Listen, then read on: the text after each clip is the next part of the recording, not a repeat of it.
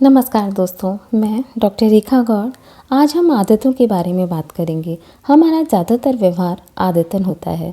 यह बिना सोचे समझे अपने आप होता रहता है।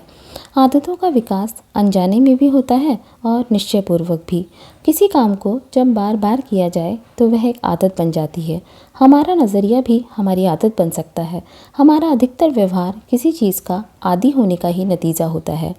ये स्वाभाविक हो जाता है। हम अपने वातावरण से इतने प्रभावित होते हैं कि कुछ आदतें स्वतः ही हमारे व्यवहार में आ जाती हैं। उस विशाल हाथी के बारे में सोचिए जो 1 टन से भी ज़्यादा वजन केवल अपनी सूंड से उठा लेता है। क्या आप जानते हैं कि एक हाथी कैसे एक पतली रस्सी और छोटे से खूंटे से एक ही जगह बंधे रहने का आदी हो जाता है? बचपन में हाथी को एक मजबूत जंजीर और एक मजबूत पेड़ के साथ बांधा जाता है। हाथी के बच्चे की तुलना में वह जंजीर और पेड़ बहुत मजबूत होता है। बच्चे को बंधे रहने की आदत नहीं होती, इसलिए वह उस जंजीर को खींचने और तोड़ने की लगातार कोशिश करता रहता है, लेकिन उसके सारे प्रयास निष्फल ही रहते हैं। एक दिन बच्चा समझ जाता है कि उसकी कोशिश बेकार है और वह जंजीर तोड़ने में असफल है।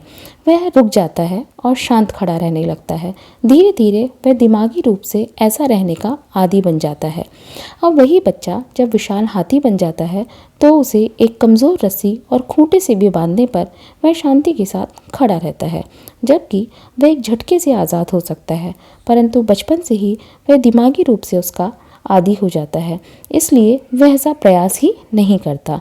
ऐसे ही दूसरी ओर आदत डालने के लिए निष्ठा एवं दृढ़ संकल्प की आवश्यकता होती है। हम मनुष्य हैं, हाथी या अन्य जानवर नहीं। अतः हम मनोयोग से अपनी आदतें डाल सकते हैं।